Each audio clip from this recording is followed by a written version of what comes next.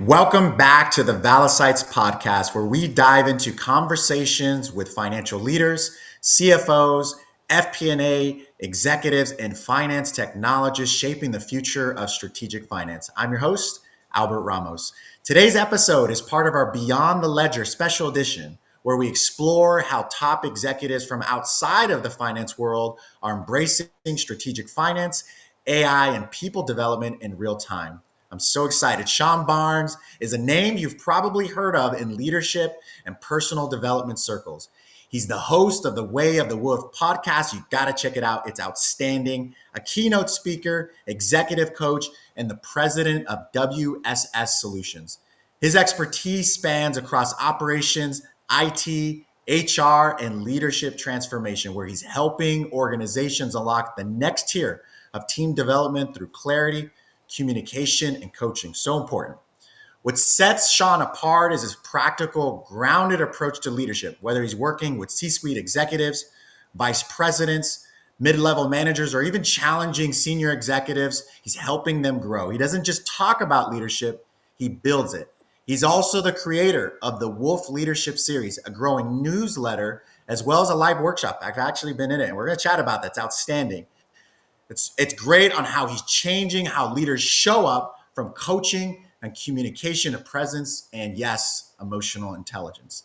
Today, we're going deep on what the future of leadership looks like, how AI is and isn't replacing human leaders, the power of feedback, coaching, and intentional presence, as well as the leadership behaviors that quietly undermine trust, and how to actually build. This is so good. How to build a high-performing team without burning everyone out. Plus, Sean's going to share his journey of career in reinvention, from IT to HR and now executive coaching, and how starting over can be the most powerful thing a leader can do. If we have time, we may even jump into some thoughts around Valicites, but we'll see. Let's get into it, Sean. Welcome to the Valicites podcast.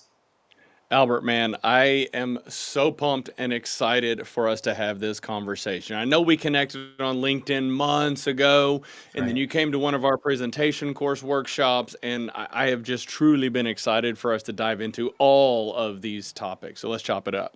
Oh, I love it. Let's get right into it. And I got to say, and pause, so happy that you were able to make it on here. I'm a huge fan, and I've been a part, as I mentioned, of the leadership series and executive presentation and communication. And I truly challenge everyone to reach out to you and get in there. I know some have that recently from some different events that we're connected to, but it was outstanding. And I'll just share a story. I was at a recent event called the Finance Forum, or World Finance Forum, up in Dallas. And, you never know when you're going to be tapped on the shoulder to get on stage. And it was one of those moments. And I'll tell you, I watched the game film from your coaching series.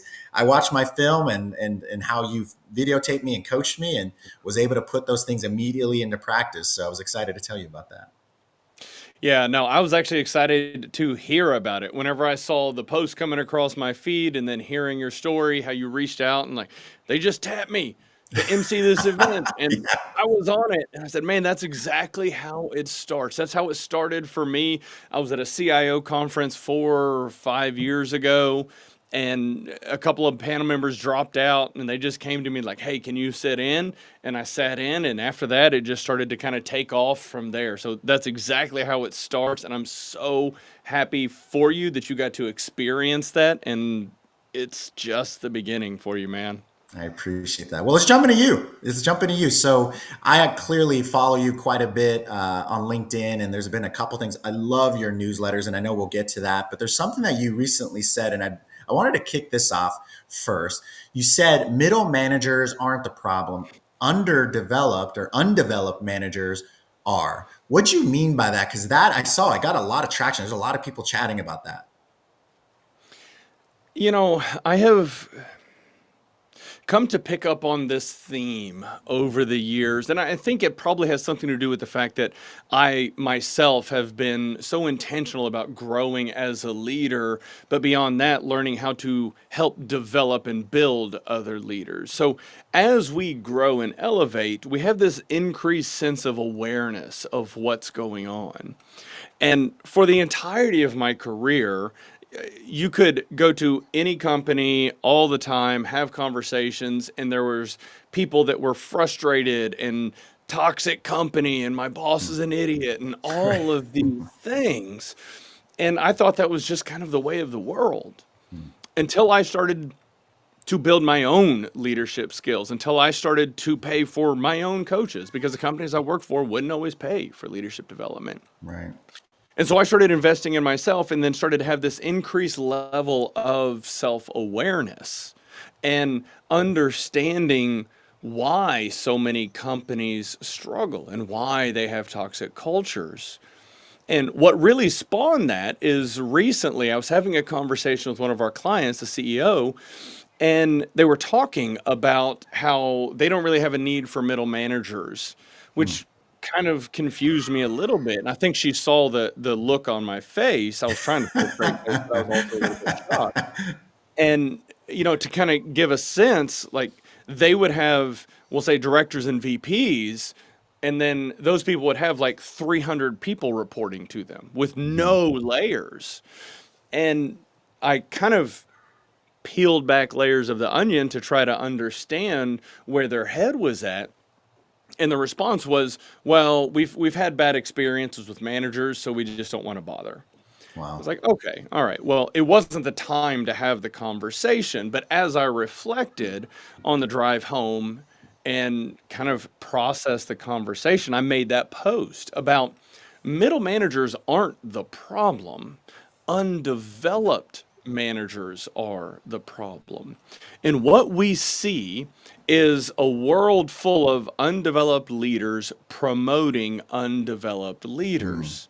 A lot of people think that if once you make it to the VP or C suite, all of a sudden I've made it. I know Made it. my stuff. So I'm going to Good. hire and promote these people, Mhm. and they either promote their friends or they have the best engineer on the team, and so they think, "Oh, you should be the engineering manager." Okay. Well, to be a successful leader, it requires different skills than being a successful engineer. If you are leading a team of engineers, is it helpful that you understand what they do? Absolutely. Right. But once you start ascending in the leadership ranks, you have to learn effective communication. You have to learn delegation. You have to learn accountability. You have to be able to inspire and influence. And then if they don't do the right thing, hold them accountable. And these are all new skills. Mm. Just because you're a great individual contributor doesn't mean you automatically know how to lead people just because you now have the title. And Right. so this was just kind of a swirl of thoughts that I've been processing after having that conversation. And then super fun, let's layer AI into the mix. What on earth does that impact in terms of middle management? And I have no doubt you and I are going to kind of peel We're back gonna layers hit of that it. onion as We're this gonna hit that for conversation sure. unfolds. And I'm But holding that's it a back because very real. I want to ask it already. I'm holding it back, but you're right. We will get through that. But I'm curious because you work with hundreds of executives, and many of them I know, I mean, especially locally. But you work with hundreds and hundreds across the country. What do you find based on the executives that you've worked with, currently work with? What's the common blind spot that you see typically leaders are consistently overlooking? I think one of the things as I've gone into executive coaching full time and got exposure to more and more executives over the past few years, the thing that I've found most interesting is the struggles that most managers have are the same issues that C-level executives have. It all comes down to effective communication, Mhm. accountability, delegation, understanding behavioral styles and traits of the people on your team. It's the same issues. It doesn't matter if it's manager to director, director to VP, VP to C level, or all the way down to office manager, administrator type role. They all struggle with the same thing.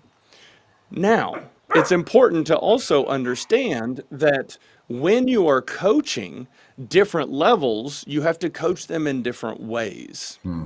I can pull together a group of 30, 40, 50 managers into an auditorium, and we can have some interactive sessions and grow, and it'd be highly beneficial. It is less likely for you to be able to pull together a group of CEOs and COOs in that environment and be able to coach them and develop them in a meaningful way, because there is an element of ego at play. They're not going to be real and raw and vulnerable because they're all up here in the VP, president, and C suite.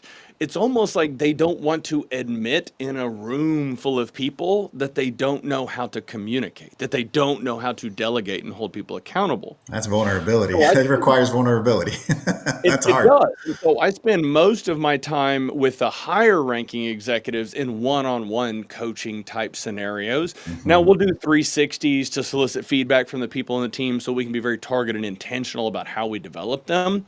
Excellent. But when it comes to developing senior executives, working with them one-on-one versus in large groups, that seems to be the differentiator. And my dirty little secret is we're all talking about the same thing. Totally are. And, I want to, that was so good. I'm just thinking about, actually reminded me of a book, I believe First Break All the Rules by Marcus Buckingham. And I remember he kicks things off by saying, lead everyone fairly, but lead them differently. I'm like, the heck does that mean? So obviously carried on and continued reading. And it was what you're saying is it's customizing leadership, flexing your leadership style when you're delegating, when you're coaching, when you're giving recognition or holding someone accountable. And you have to be able to tailor what that sounds and looks like for the audience, for whoever that leader is, whether it's on a one-on-one forum or public, your entire team. And so that's what I'm hearing. And I love that book. It's strength based too. I know a lot of the times we try to lean into the opportunities quite often. And that's the ambitious, that's the go-getter in us. Right. But there's also an opportunity to leverage the strengths as well. And that's what I love about Marcus Buckingham and all the work that he's done. So there's one thing that, and I'm going to think through how I can articulate this, because yes, I absolutely agree with that. You need to communicate with people in the way they need to be communicated to. You need to lead people in the way they need to be led. Right. However, there is an underlying theme of content and skills that have to be delivered to everyone. These are foundational skills like I've been talking about, where these are the foundation, these are the bare minimum of effective communication and delegation. I know I'm picking on those particular skills right now, but these are the core foundational skills that you need. Now, for me to coach an engineering manager, I have to communicate with him in a certain way and lead him in a certain way. For me to coach a CHRO, I have to communicate with her in a very different way than I do the engineering manager. So understanding the behavioral styles and traits and how to communicate with each person, that in and of itself is a core competency and skill that any leader needs to learn as they're building their teams. Absolutely. That's great. Well, switching gears, I can't believe I didn't start with this, and I'm sure people are wanting to know more about you and your journey. I shared a little, just high level here shortly a while ago as I started, but your journey from IT to HR and executive coaching, I would, and I think you'd agree, it's pretty unconventional. You don't see a lot of people doing that. I remember learning about you. I'm like, wow, like how did he do that? That's like, you got to truly switch gears there. So what made you step out of the IT world and get into human capital and people leadership? So I spent the majority of my life as the introverted IT nerd. And I can say that because that was me. I lived the life. If I didn't know you, I wasn't talking to you. I spent my life hiding behind a keyboard with the office light off and the door closed. Leave me alone. Let me design my data centers. Let me configure the servers and switches. I'm going to do this. Now, That is there were very a few other, surprising. it is, and yes, I'm going to unpack all of that here in a moment. But there was a few other elements about myself that I recognized early on in life, and that I was highly driven, I was motivated, I was determined to put my dent in the universe and accomplish big things. Now, fortunately, having this inclination to lean into IT and data, logic, process, you can be successful without really spending a whole lot of time and energy developing communication skills, because I was hiding behind my keyboard and just good at what I did. Mhm. So I was ultimately able to ascend through IT manager and then director and then ultimately vice president, all by the time I was 35. And by most people's standards, I had, achieved the American dream, the big salary, the house, the Corvette, the cars, the jet skis, all the things, but I wasn't fulfilled. Hmm. And I won't say that I wasn't happy. I had moments of happiness, but it was fleeting. And in my mid 30s, I really grappled with this and thought, what is wrong with me? I've done everything that the world says I need to do to be happy, but I'm just not there. And I mean, this took a period of probably 6 months to a year of me processing and analyzing and thinking, because that's what I do, is analyze. And I ultimately came to this realization that I wasn't being challenged anymore. I had spent almost 2 decades in IT. My first job was at a PC repair shop whenever I was 16 years old. So Wow. almost 2 decades working in technology, and it just came easy to me. Hmm. And so I started looking for a challenge. And at first, that started off with going and meeting with the vice presidents and presidents of the different business units. And hey, I know y'all are struggling with this. Is this something I can help you out with? And most of them just shut me down immediately. No, my printer works. I'm fine. You can go away, Mr. IT guy. I'm good. And that was a little bit disheartening hearing that over and over. But then I noticed the first 4 years of my time with the company that I was with, we had 4 vice presidents of HR come and go. It was this revolving door, Hmm. and there was a reason we couldn't keep people in the role. We just couldn't quite find the right fit. And I worked very closely with every single one of them, and I saw their weaknesses and I saw, some of their strengths, but I understood why they were struggling and why they didn't last. After the fourth one departed, I thought I Hmm. could do that. And probably some ego talking, IT egomaniac over here. Like, I've got everything on lock. Oh, I could do HR. So I pulled my boss, our CEO, to the side in the hallway and said, "Hey, I would love a chance to talk to you about leading HR." And she was so confused. And like, okay, well, sure. Let's find some time on the calendar. So I went in, had a conversation. There was some back and forth, and she was not really open to it. And so she kind of pretty much shot me down. But a few days go by and she sends me an email thanking me, saying, "Sean, it's people like you that make this company great and are going to continue to make this company great." It was the last line. "If you'd like to discuss this further, my door is always open." There it is. Few days There it go by. is. Me again. So I went in and basically convinced her to let me try. And Wow. ultimately, I was real and raw and vulnerable and just said, "Look, I don't know payroll. I don't know employment processes, but I know structure. I know how to map out and improve processes. Give me a year to work with the team, to bring them together, work as a cohesive unit, put the systems Hmm. and processes in place. After my year is up, these are the foundational pieces. I will step away and interview and help you find the right HR executives to launch off of that foundation." And she asked for a day to think about it. Yes, ma'am. The next day I got the phone call and she wanted me to start. So Wow. that was the experience of getting started. Now, that first year rocked my world. I was going to And ask it you. changed the entire trajectory of my life, because I quickly recognized whenever I stepped in, there was about 18 people on the HR team in total. 7 managers were reporting directly to me. 6 of those managers wholeheartedly believed they were going to be the next vice president of HR. Like, they were just waiting for the phone call, "You're up." Right. So I had to my intro meetings were having to explain why the IT guy was now leading human resources. So So I got a crash course the credibility. education, Yeah.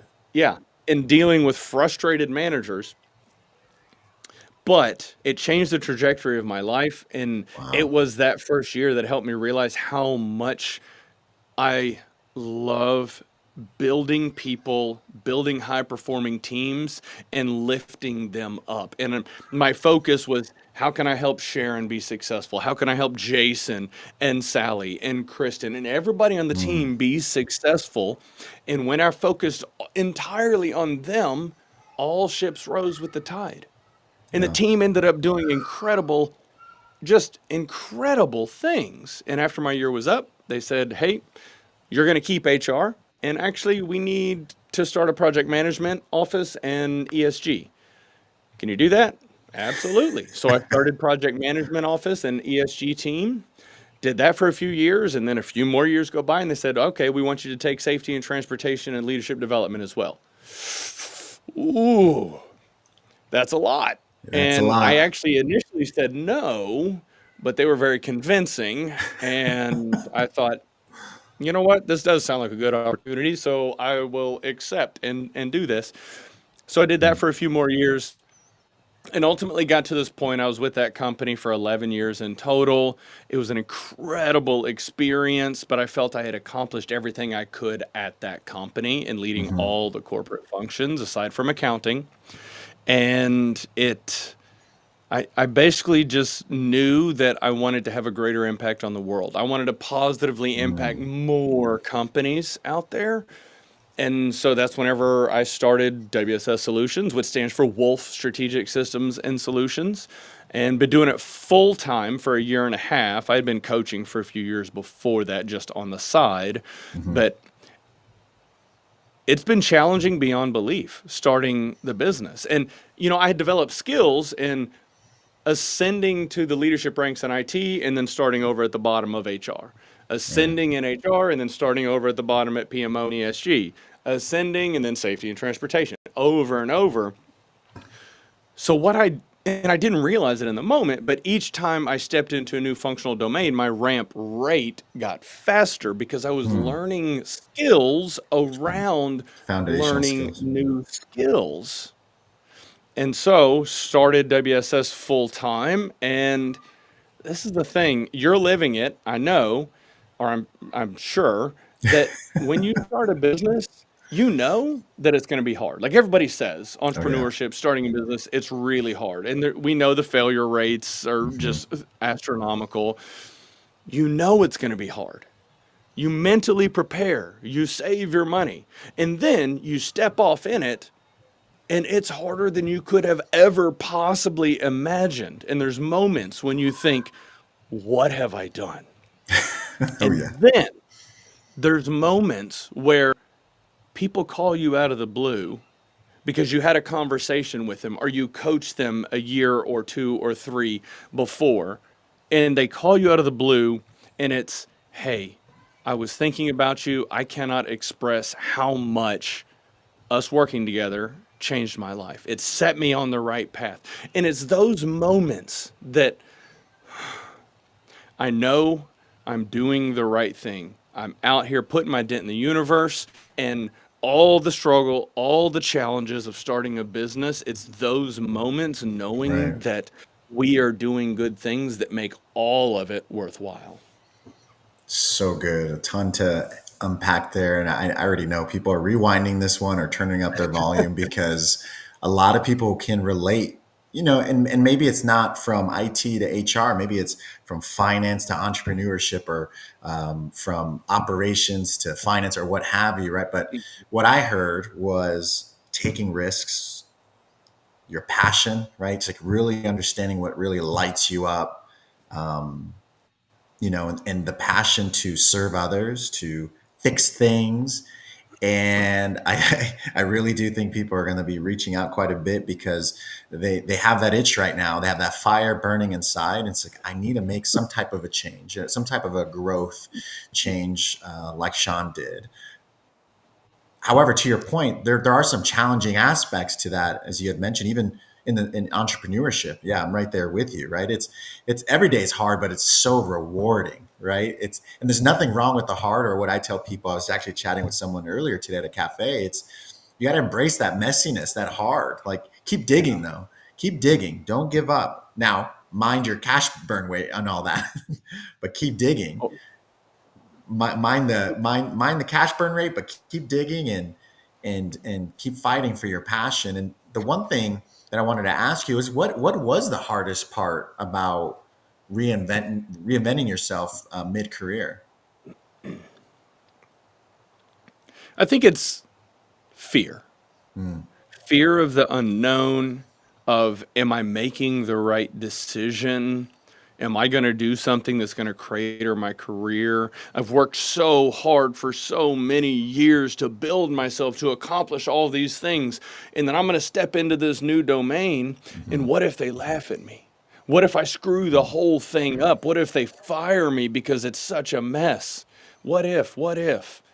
And what I've come to realize is that fear is a mile wide and it's only an inch deep. You just step into it. And yes, it's going to be challenging and it's going to be scary, but each step you take, you realize you survive. You might trip, but you just keep moving forward.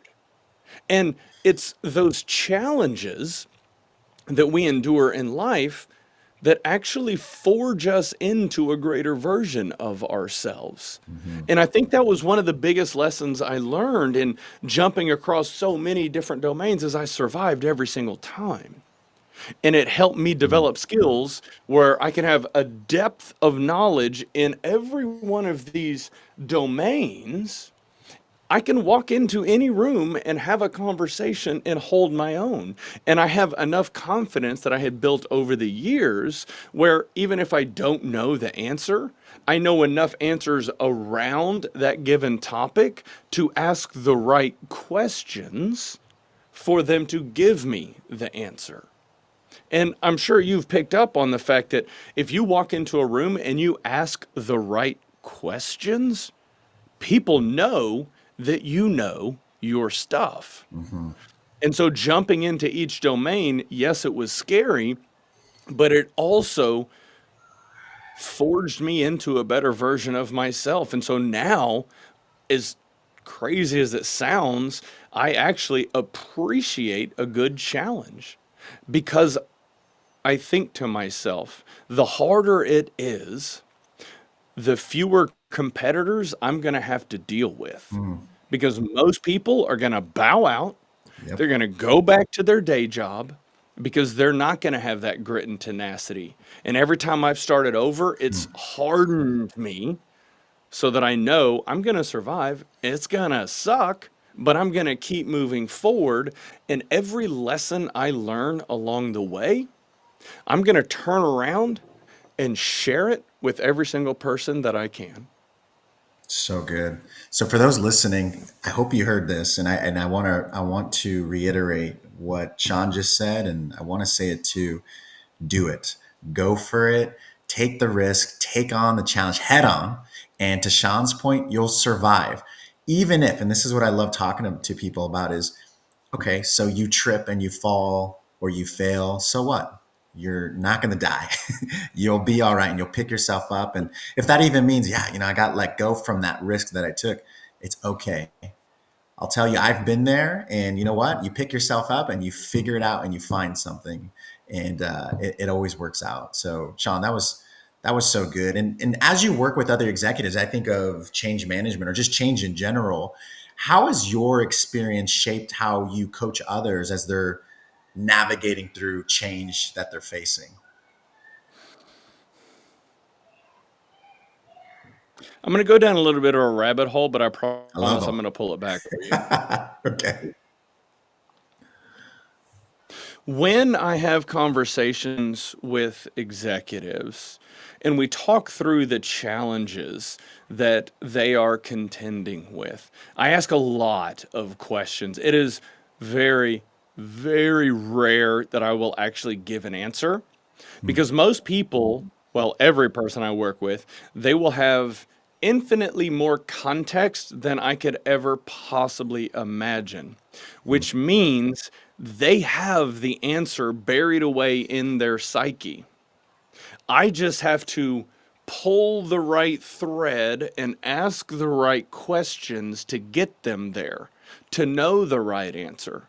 And this works beautifully because once they find the answer on their own, they own it. It was their idea and they know exactly how to implement it.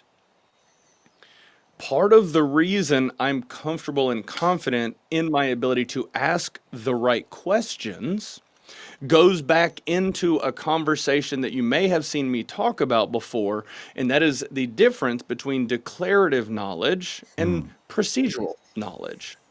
Declarative knowledge, I have read this book on leadership, therefore I know how to lead. Procedural knowledge, I have built and led many large high performing teams, therefore I know how to lead. There is not one better than the other, they are complementary. It's important for us to have the procedural knowledge and the experience of doing these things. It is also important for us to have the declarative knowledge. Now, why do I bring all of that up? I was so fortunate to have stepped off into these new domains. I have been able to accumulate and amass massive amounts of procedural knowledge. So, all of the executives that I work with, I can go in and ask them the right questions because of my knowledge of so many different domains and just business operations to help get them there. So when it comes to change management, there's not a whole lot that I have to do other than asking them the right questions and guiding a dialogue so that they come up with the answer. And once they have the answer, if they have an inclination to lean into action, then they take it and run with it. Now, some executives struggle with paralysis by analysis, and that's a different thing. We've got to help them kind of move through that and take action. But I have to call back and express my sincere gratitude and appreciation for all the opportunities that I was given.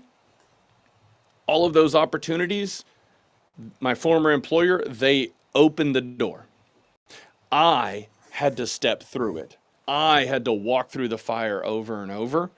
And I like to share my story because it highlights the fact that if the introverted IT guy can go do all of these things, every single person out there has the ability to go do all of these things. Yeah, so good. And where, I just, as I hear you talk about it, and I think back to your journey that you just shared, where does that come from, Sean? Where does this inquisitive, in a sense, taking a risk, right? You took a couple risks there.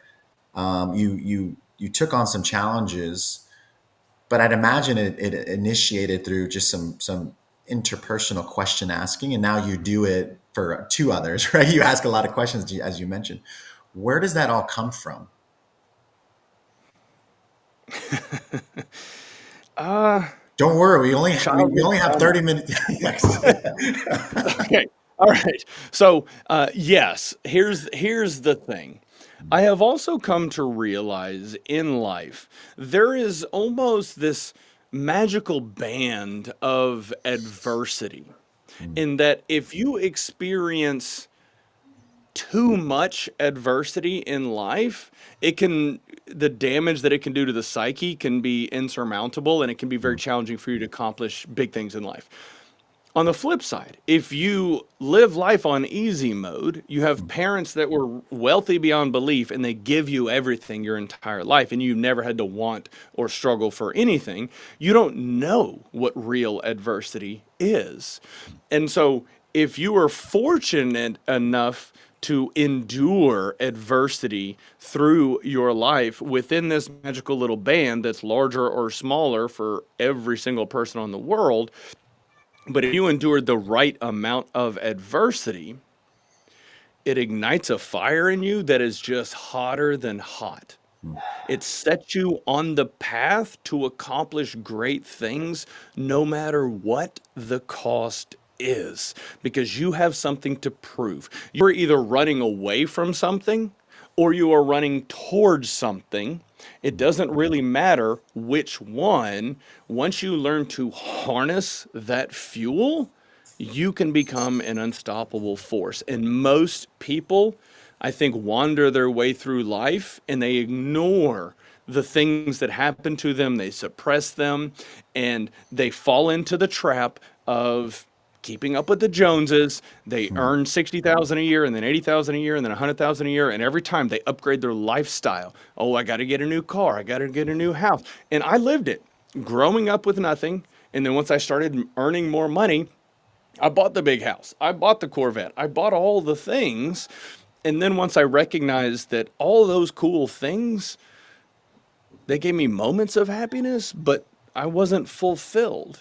And once I realized that, and I was kind of in my mid 30s, I continued to earn more and more and more money, but my expenditures and how much money I spent, and I started living below my means and just stacking cash, because I knew at one point I was going to go out on my own and I needed to have as much as possible to ease that transition, because shockingly, I spent the vast majority of my life highly risk averse. So Mhm. much so that I didn't invest anything in the stock market. It was all in money markets accounts and CDs because I was petrified. I grew up without any money, and so I had this mindset of I can't lose it. I Mm. cannot lose it. Yeah. And now I understand that with great risk comes great reward, or potential for reward. And so I'm at this stage in my life, like I've got something to prove, and that comes from stuff in childhood, but I've got something to prove, and nobody is going to stop me. You know what I love about that is there's going to be people listening that follow you or will follow you on LinkedIn that will listen to this and say, that guy? Him too? There's no way. And I love that. Thank you for what I would say, not just vulnerability, but being emotionally available and sharing that with us. Because I think there's so many people like you, like me, that have whatever story that they have that they've gone through, some sort of challenge, right? Mhm. Mhm. And they just need to they need someone like you to allow them to unleash, allow themselves to unleash. I love that. And thank you for sharing that.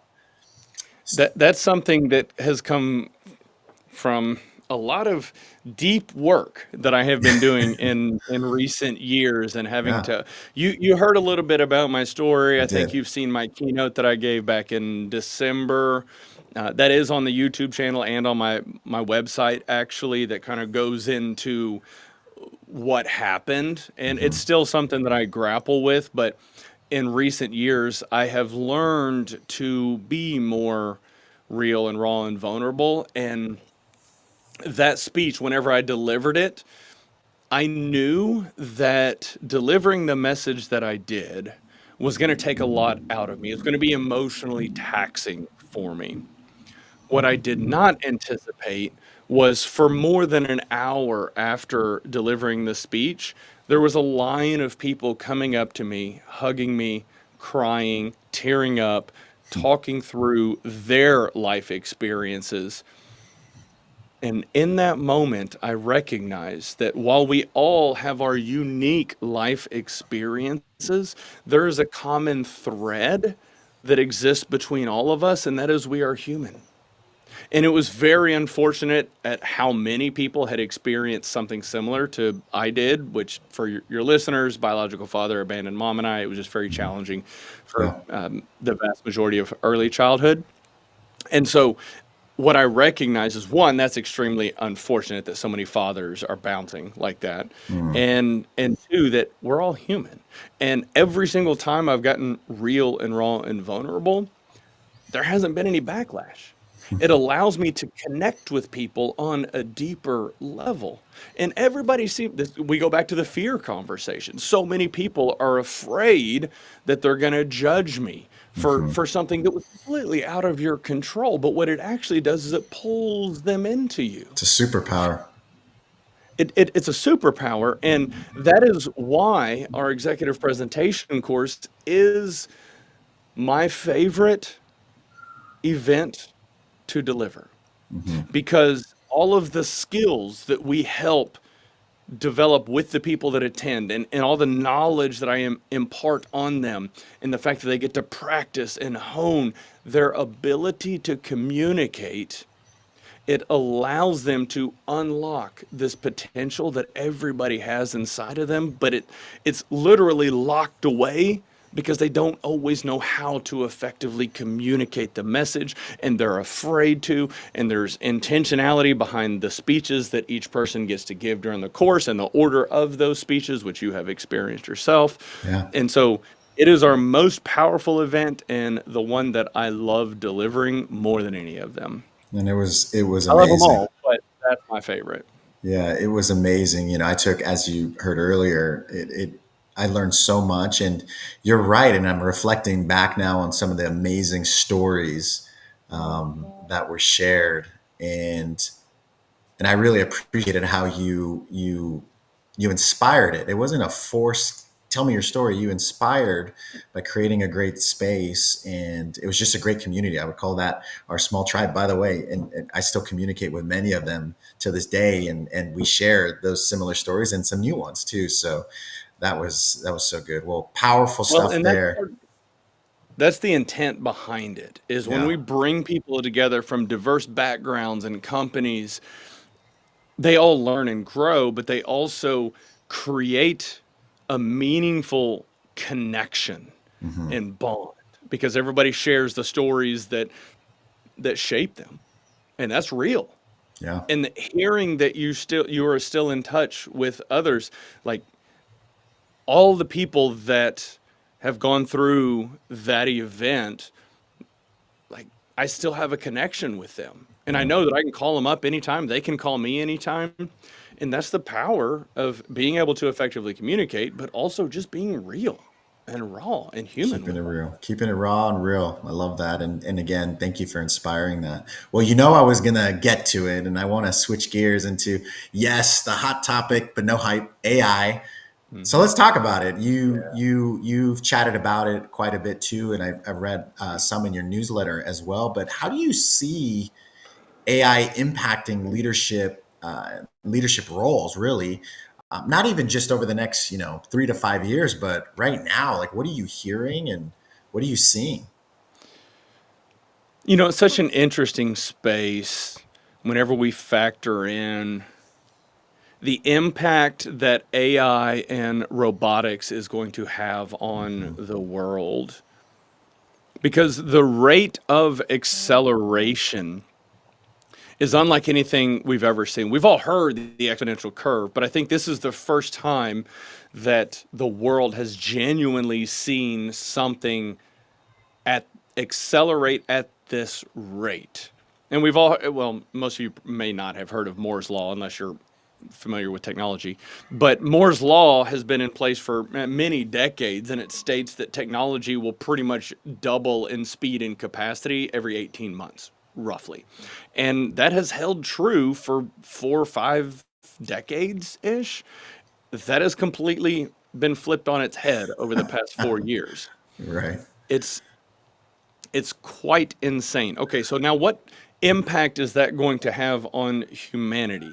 So let's dig into that a little bit. We're already seeing documentation, articles, studies coming out where employees trust ChatGPT for leadership guidance more than their own managers. Wow. Now, this goes back to the undeveloped leaders manager conversation that we were talking about earlier, but that's wild. The fact that an employee who's struggling with something can open up a prompt or just open up a chat on an app on their phone and have a conversation with an AI that can answer their questions and give them guidance. Cool. That's great. So humans can learn more at a faster rate. Now, humans also, once they learn how to harness this tool, they can then have greater impact at scale. The increases in efficiency of their output is insane for those that know how to use it.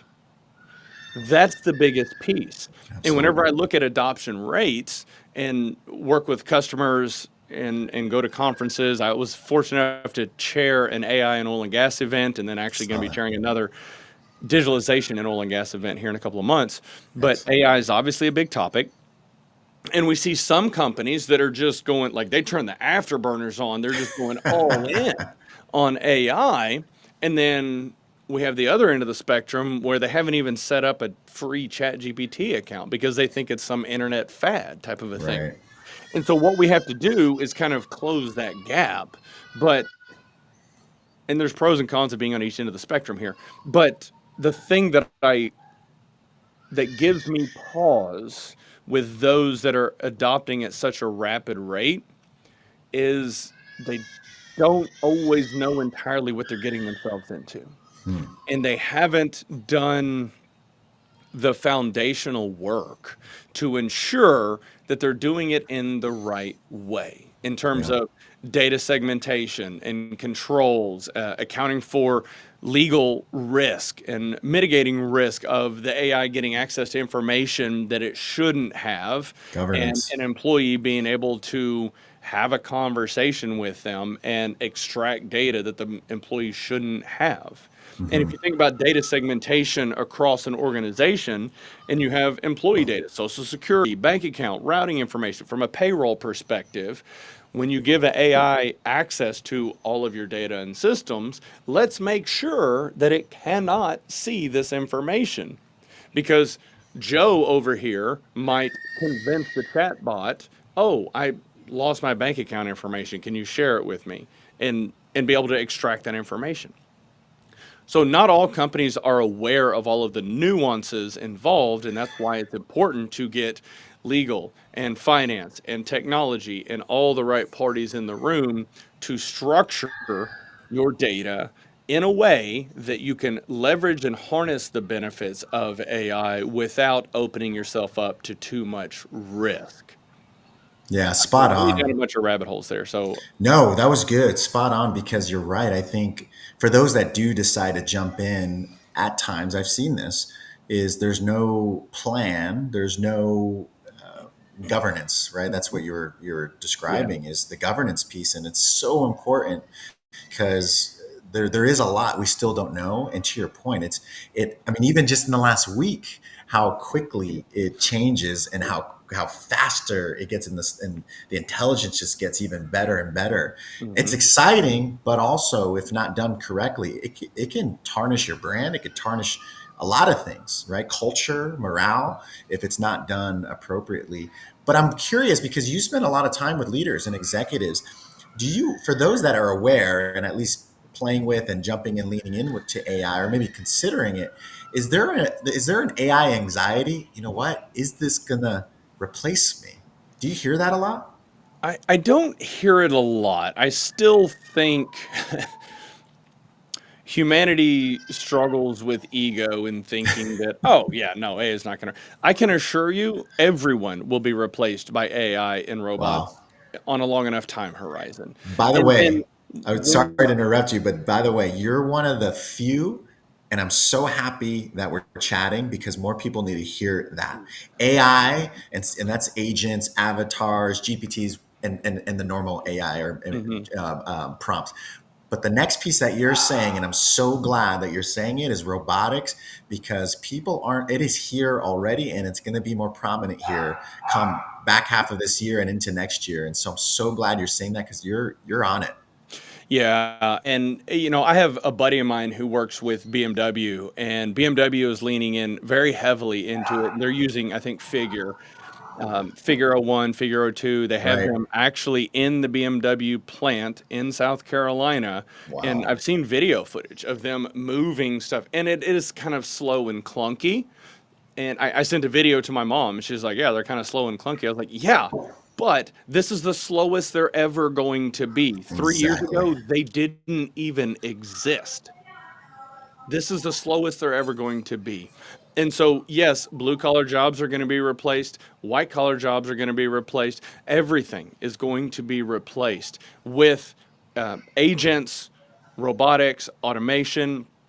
And I think it's going to be a very challenging time for the world here in the next probably 5 to 10 years, because the rate of adoption is just going to continue to do this.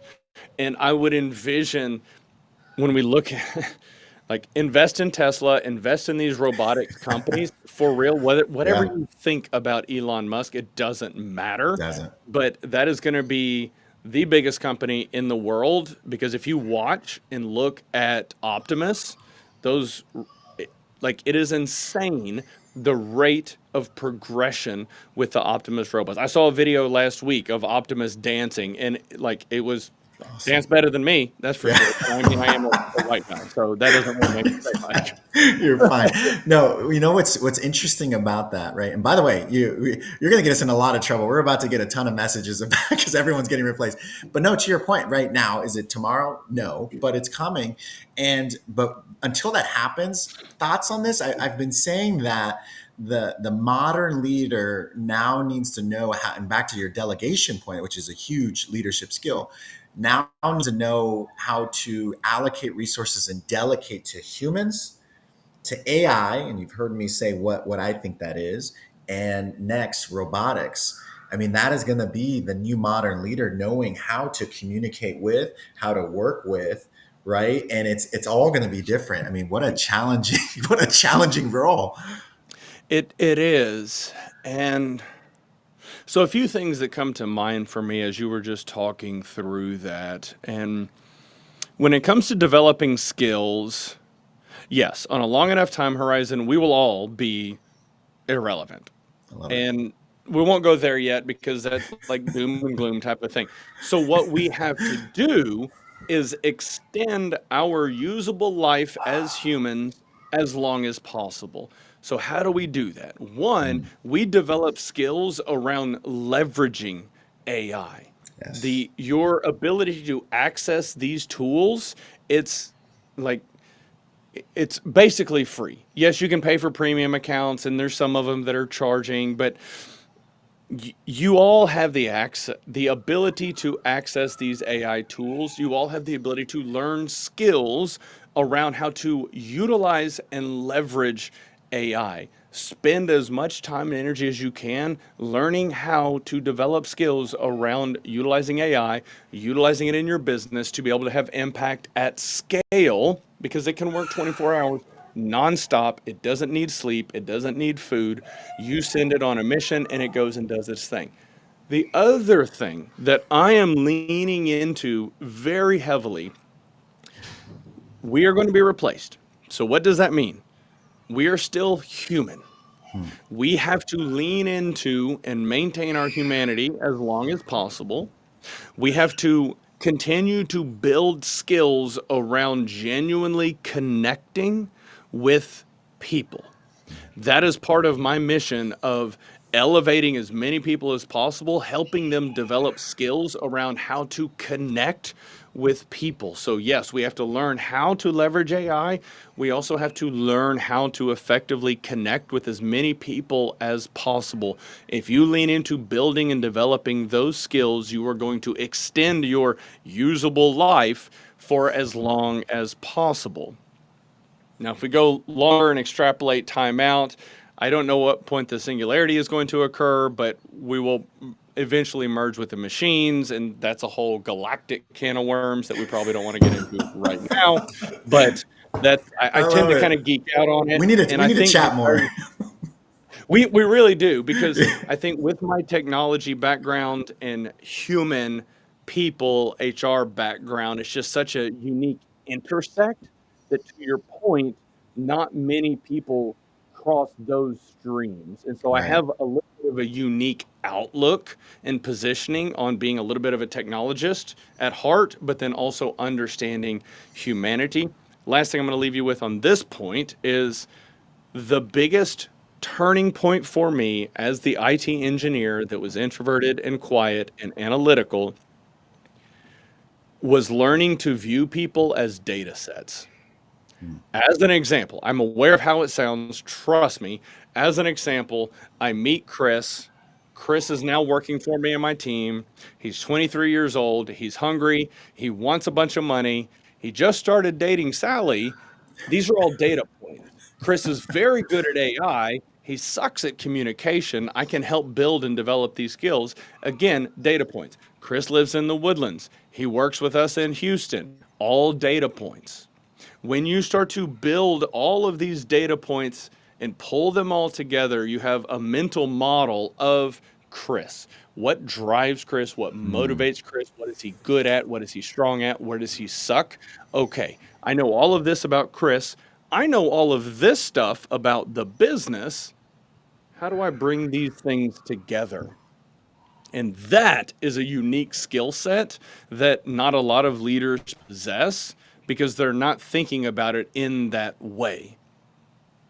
John, you got me rolling. We do need to chat more. You got me fired up now because you're making me think about. So look, I work with a lot of people, right? And I want to get even better at being able to tailor my communication so that it sticks and it maybe wakes them up, it inspires them. And I said, how can I use AI tools to even do that better? And so there are these agents or GPTs, right? You're configuring them, but to your point, those data points, those data sets that go into the knowledge base, the knowledge model.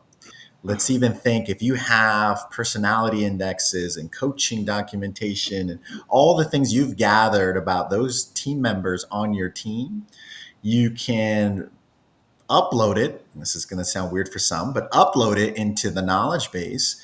And I can communicate with that, let's call it Albert 2.0 or Sally 2.0 prior to having the conversation and just have a quick coaching sesh within the robot who knows everything about that team member.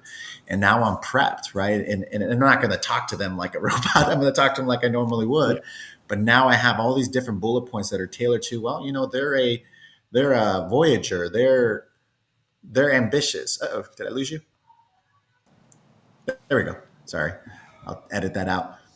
They're a Voyager, right? They're ambitious. They're more so on the empathetic side, maybe a little bit more sensitive, right? And so you use these agents and GPTs with all of those data points to have a digital twin that you can practice on.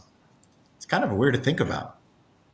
It's weird to think about, but this gets into a conversation. I spoke at an event in Palm Springs probably 6 months or so ago at leveraging AI to lead at scale. And where we went with the conversation was around, we're going to set privacy to the side for the purposes of this conversation. Sure. But if one were so inclined to unleash an AI across the entirety of the environment to get access to all email communications, all chat communications, everything, the AI can start modeling out and understanding how Jason and Sally normally communicate with one another, how they interact whenever they're working through projects together. And Sean up here is focused on leading all of these other teams, while the AI is just constantly in the background, keeping tabs on things, making sure that everything's getting done. All of a sudden, one of them starts getting a little bit heated, starts leaving snarky comments, not responding as quickly. Senior leader is over here doing all this other stuff, doesn't always know what's going on. But if an AI has created digital models of their behavioral styles, their communication styles, their traits, and starts to notice something that could potentially be alarming, that could potentially negatively impact the ability to deliver on a project, all of a sudden, hey, Sean, you may want to check on Jason. He's struggling a little bit. He's being a little bit snarky with Sally. So it allows leaders to have visibility into massive amounts of employee populations and keep tabs and making sure that they're still connecting with people and leading them in the way that they need to be led, which is why you leverage technology. You continue to build your communication skills because you still need to come in, drop in, and communicate on a human level, show empathy, communicate with kindness and candor, connect with Jason, find out what's going on, work through the issue and challenge. Once he's in a better headspace, then you can back away and then start focusing on something else. So that was something that I broached at this conference. It was a tech conference about 6 months ago Yeah. in Palm Springs. And there was the response in the room was interesting because everyone was like, I don't want AI reading my messages. It's like, it's already happening. You just might Exactly. not know it. I mean, we're going to have a conversation and I'm going to start getting ads after this podcast Oh, about sure. everything that we just talked about. It's already occurring. I'm So on why Google not Chrome, start so having it's definitely going to happen. I'm on Google Chrome. You know they're doing it. I have a Samsung phone. You know it's happening. Yeah, yeah. That is too funny. Well, let's switch gears into Wolf Leadership Series, right? In the Okay. newsletter as well as your platform. Can you walk us through? I mean, what can someone expect if they're thinking about reading your newsletter? I mean, there's a ton of value packed in there around. You talk about coaching over commanding, which I think that's huge. Even presence and communication and executive level presentations. And you clearly are a keynote speaker, so you have a ton to offer and teach us there. And then most recently, I was reading through one of your additions around feedback and your framework for delivering feedback. Can you unravel that for us a little bit? So a lot of the coaching that I've been doing, we primarily focus on senior executives Mhm. for the one-on-one coaching, like high value, high impact. And then we do more group workshops, group cohorts for kind of like middle management because we're able to have that impact at scale. And what I want is to have different levels or offerings. So we have kind of our premium package of one-on-one executive coaching with me directly. We have group workshops where myself and then sometimes other facilitators, we kind of work together on delivering the content. And what I wanted was another layer where people can have access to leadership knowledge. The newsletter is completely free. We post it on the website every 2 weeks. We post it on LinkedIn. Right. That's completely free. The Wolf Leadership Series, we take the content from the newsletter and then we have a bi-weekly interactive group session where I talk through that content and then I open it up to people in the group. Are you struggling with that? Kristen, what has been your experience? Okay, let me talk you through that. And so basically, it's fractional access to me and my team to be able to work through these issues and challenges at an even lower price point. And then for those that can't afford that price point, which is $39 a month, if you're still early on in your leadership journey or your career and you're struggling to make ends meet, just go to the YouTube channel and that's all free. So I wanted to have Amazing. free next level up premium tier. And so the Wolf Leadership Series is a way to deliver leadership content to help them learn and grow, and then also get access to a community of other leaders that are trying to level up. And it's every other Tuesday afternoon from 12:30 to 1:30. We Wow. all jump on a group call. I deliver the content. I talk through the newsletter, and then I open it up for questions. And people just ask me. And sometimes it's questions about the actual content in the newsletter or blog. And then other times it's, hey, I'm struggling with this in my business. And then we just work through it together. And then I'm intentional about creating this community because there are other people on the call, on the virtual session that might have the answer and they chime in That is and they awesome. share. And so it's a very beautiful way of creating this safe environment where I can coach and guide, others can also step up and coach and guide. So it creates this environment where they can also learn how to coach. Because my ultimate vision and mission is to positively impact the lives of as many people as possible. In order to do that, we have to build more leaders who can build more leaders. Yeah. And speaking of safety, and I love that you say that. And actually, in one of your recent videos, you talked about psychological safety. And for some reason, I feel like that has been lost. I know there's a lot of things going on in the private and public sector, and there was this really big push on EQ. Which, by the way, and you were pretty much saying this is it's more important nowadays than ever before with this introduction of this technology, the ability to connect, the ability to communicate, right? To have EQ and leverage that and tap into that is more important, I think, than ever before. So I think as the studies and the books were all coming out, it was kind of ahead of its like real prime time as it is Hmm. today. But yeah, somewhere along the way, the psychological safety kind of took a back seat, and you talk a lot about that. It's super refreshing, and you talk about how psychological safety is required, is needed to build a high performing culture. Can you walk us through that? As we continue to move forward into an increasingly digital world and increasingly focused world of instant results, instant gratification, I think this misconception exists in that there's no time for psychological safety. We need results. We need results. We need results. And the reality is, and I talk through this, people, processes, and technology. The people are the foundation. And people are, we need community. We need to feel safe. We need to feel comfortable and confident and secure to perform at our best level. Now, there are certain industries and domains like oil and gas where we don't have time for your feelings. We need to get things done. Well, I can assure you, these roughnecks in the field, they still have feelings. You see this when they get pissed off. Do you think a pissed off employee can perform at an optimal level? Absolutely not. So you can't call it a safe space. You can't call it psychological safety when you're working with certain subsets of the population, Good call. but you can create an environment where people feel comfortable bringing their best foot forward. They feel comfortable sharing their ideas and perspectives, knowing that they're not going to get slapped down or called an idiot.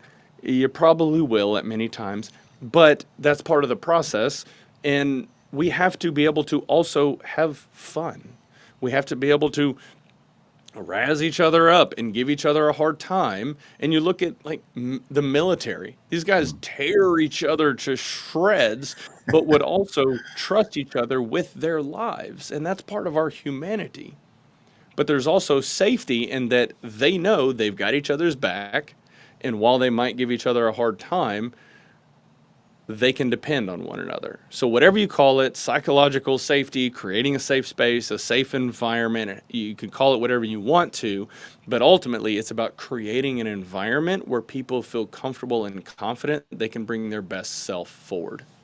I love that. Yeah, I remember going to officer candidate school and remember one of the gunnies saying, I want you to feel ultra confident that you're going to get the job done. So it's another way, I think, of saying, hey, psychological safety, we're going to equip you, right? We're going to create an environment so that you do your best, is what I'm hearing you say. And you're right, tailoring that, because sometimes I hear it too. I'm like, I don't want a safe space. I want a challenging space. There's some A types like that. So to your point, it kind of goes back to who is your audience and how do you tailor the communication when you're, Well, so here's the thing, and I appreciate you saying, I don't want a safe space, but had when you came to our executive presentation course, the final speech, you know the one I'm talking about, yeah, I do.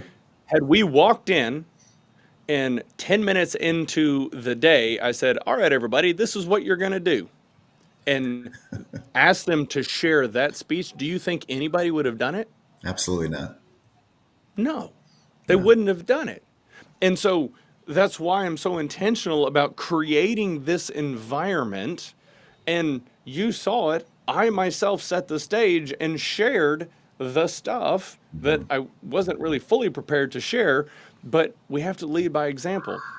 And when people saw me share my story and others in the room start sharing their story and just the way the day unfolded, Oh, yeah. that's one of the biggest pieces of feedback from that event that I appreciate is at the end of the day when people come up to us and say how much they appreciate us creating a safe environment for them to get real and raw and vulnerable in. And it has taken me many years to learn how to do that, how to engage with people, how to pull the right people into the conversation at the right time, because you can't just push them off a cliff. You have to be able to read their body language, their demeanor, their behaviors, their communication styles, and then encourage and inspire the right behaviors. And we end up usually hosting workshops like that, sometimes smaller, sometimes larger, a couple of times a week, every single week. And Albert, it is exhausting doing that many events back to back to back. And my weekends are when I actually catch up on all the administrative stuff for running a business, invoicing, Right. quoting, proposals, on, practicing for keynotes, all of that stuff. And yes, it's challenging, but I feel truly grateful for having the opportunity and for having the opportunity to learn these skills and then turn around and impart that knowledge on so many other people. But it's the culmination of all of these skills, because I'm quite confident you have been to leadership courses before, and if I had to guess, they probably didn't have a similar experience or feel to Right. what you experienced with our course. And I'm not saying, oh, Sean's the best facilitator, deliverer ever, but most people will confidently say that they know how much I care. Yeah. And that's the most important component. Whether you're an entrepreneur, whether you're a leader, wherever you fall in life, in business, it doesn't matter. Lean into your passion, lean into building and developing and supporting those around you, and give and give and give. Because when you give that much, it will come back to you. Maybe not today or next week or next month. When you have that abundance mindset and you genuinely care and want to support everyone around you, you build a powerful personal brand for yourself, and people know what you're about. And your phone's going to ring at some point in time, and people are going to tell you how much they appreciate you, and they're going to also create more opportunities for you. So good. I love that. What John, what are you most excited about right now in the leadership and leadership development space? I would say it's the intersection between humanity and artificial intelligence, and figuring out how do we leverage this thing that probably next year is going to be smarter than any human ever in history. It's going to be a scary time, but also an exciting time. And it might be lead to our ultimate destruction. But I think that it's going to be a wild ride. And this is an Yeah. area where I I commend Elon Musk on his pursuit of developing Tesla, artificial intelligence, and Optimus, and also concurrently focusing so much on Neuralink. And right now, the applications of Neuralink, somebody who's lost a limb, lost their Hmm. ability to see, those are some very meaningful applications of the technology. But the biggest constraint in our ability to communicate with technology is these little meat sticks that we have. And so when you consider the transmission rate of our ability to type, our ability to speak and interpret, the transmission rate is abysmally slow. Right. It's a bandwidth constraint. So if we're able to plug directly in, open up bandwidth and our ability to communicate with technology at scale, that hopefully will allow us to at least communicate with the machines for a longer time horizon, and hopefully help them understand humanity, why it's so important, and not exterminate us. Yeah.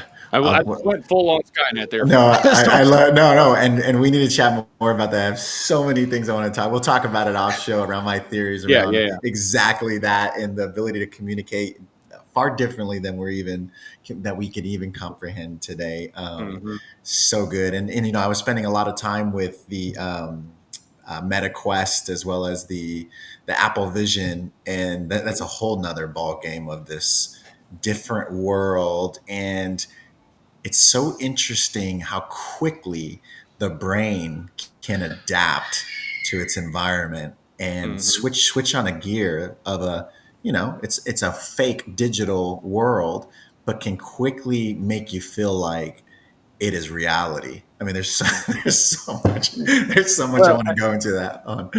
yeah, and that's the thing. Like, for those of you that are listening, the singularity is a term that was coined a while back, but it's basically when humans and machines merge. Because you think about it, somebody who's lost an arm, and now all of a sudden we can attach an arm, and through Neuralink, we can now control the hand with just our thoughts. That's pretty powerful. And then you think about RoboCop and OCP, and while it was kind of demonized, the most recent iteration of the RoboCop movie in 2014, like, I think there's a reality there where we can start replacing limbs, we can start connecting directly Mhm. in, and when we connect directly in, when you consider where things are going with MetaQuest and like, if you distill us down, ultimately we're just electrical signals. Like, every experience, hormonal fluctuations, like everything that we experience, are just electrical signals that are interpreted Right. by the brain and sent to various organs in the body. And so, like, then you start getting into the question, are we living in the Matrix? And I'm go and put my tinfoil hat on here. But I mean, there's a lot of interesting stuff to consider.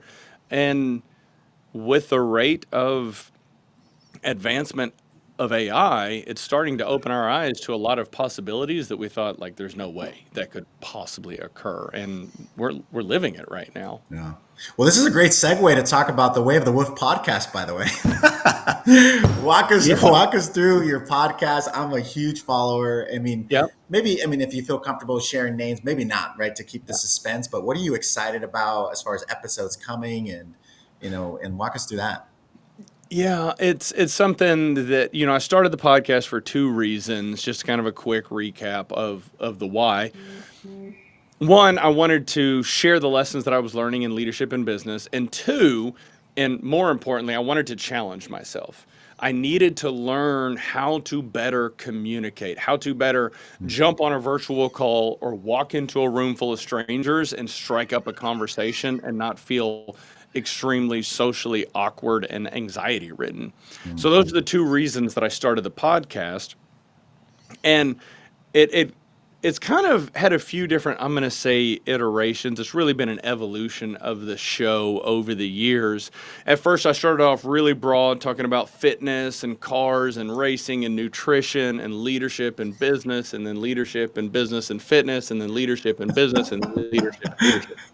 And so it's kind of niched down over the years, and it's kind of helped me find my voice and passion. It's cool. And the way I like to structure it is, usually I'll have one or two episodes where it's me talking about various leadership skills or lessons that I had learned in business, or interacting with a customer on identifying and unlocking a constraint in their business. I just like to share these lessons as I'm learning them, because me sharing these lessons, it's helpful for me, actually, just to kind of process through my thoughts. And then hopefully, if somebody watches it and they have a completion tools business and they're struggling with something, oh, let me consider that, let me think through Right. that. Now, as we continue to move forward, I think last year we ended up having a total across all social media platforms of like 1.6 million impressions. Wow. Trying to double that, it's going to be kind of challenging for us, but I am trying to double it. So we're leaning into creating even more content more frequently, just trying to get the message out there for a few reasons. But one, well, primarily I just want to be able to have a greater impact. I want to be able to inspire Yeah. and influence more. But I don't monetize the show, actually. Yeah. Every episode costs me money to produce. So I don't monetize the show. And it's a very long-winded way around me trying to think about what I'm most excited about. I'm just most excited about continuing to do it. Yeah. I made this commitment to myself that I was going to try it for 10 years. And if I couldn't make anything happen in 10 years, then I'm probably not meant to be a podcaster. But I like to think about things in decades as opposed to months or years, because anything great just takes time. Totally. Well, I So can we did relate so recently much. pass 5,000 subscribers on the YouTube channel, so that was a big milestone. Huge. And like, if you look at the follower growth over time, it took 3.5 years to get to 1,000 subscribers. 3.5 years to get to 1,000, and then another year goes by and we eclipse 5,000. It just takes time to get your word out there, to find your voice, to figure out what resonates, to figure out how to deliver a message that people want to hear.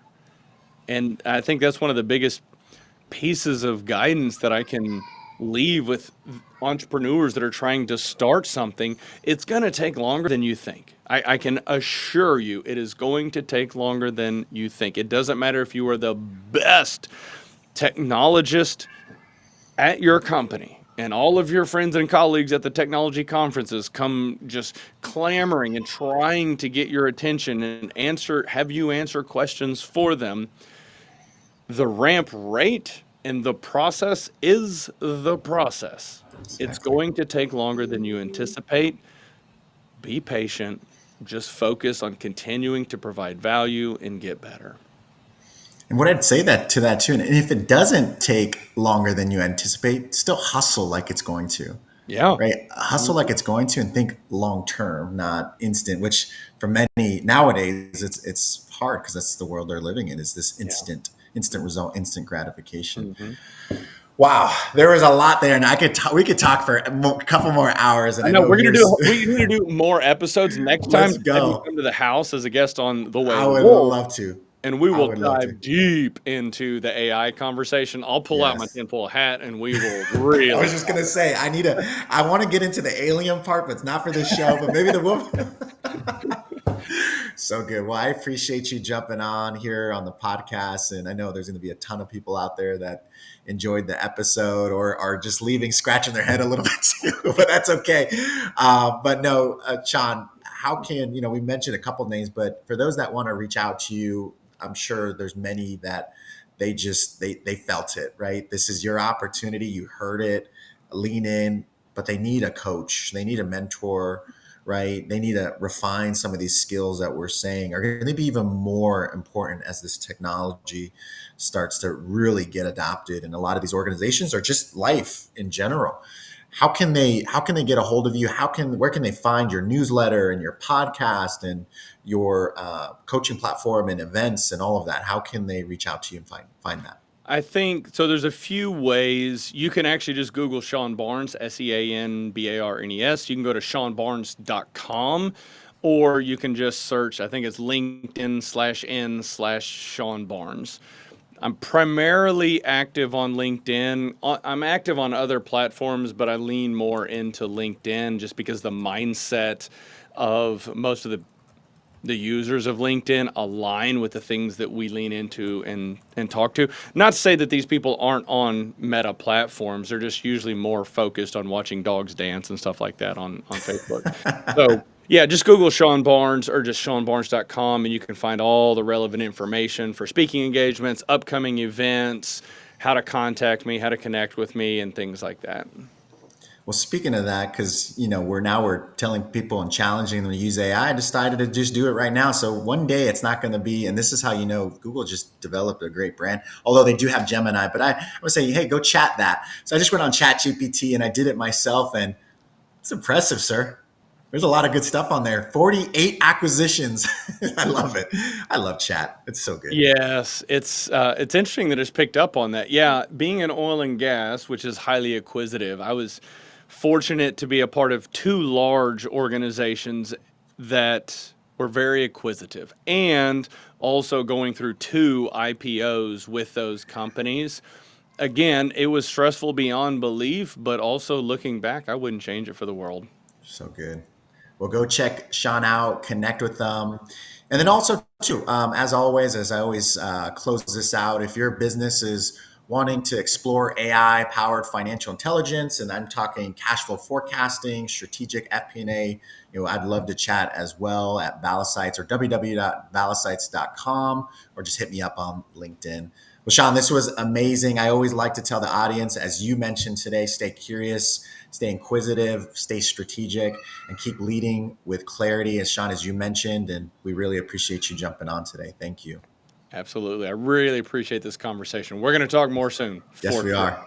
All right, everybody. Thanks so much for jumping on. And until next time, see you soon.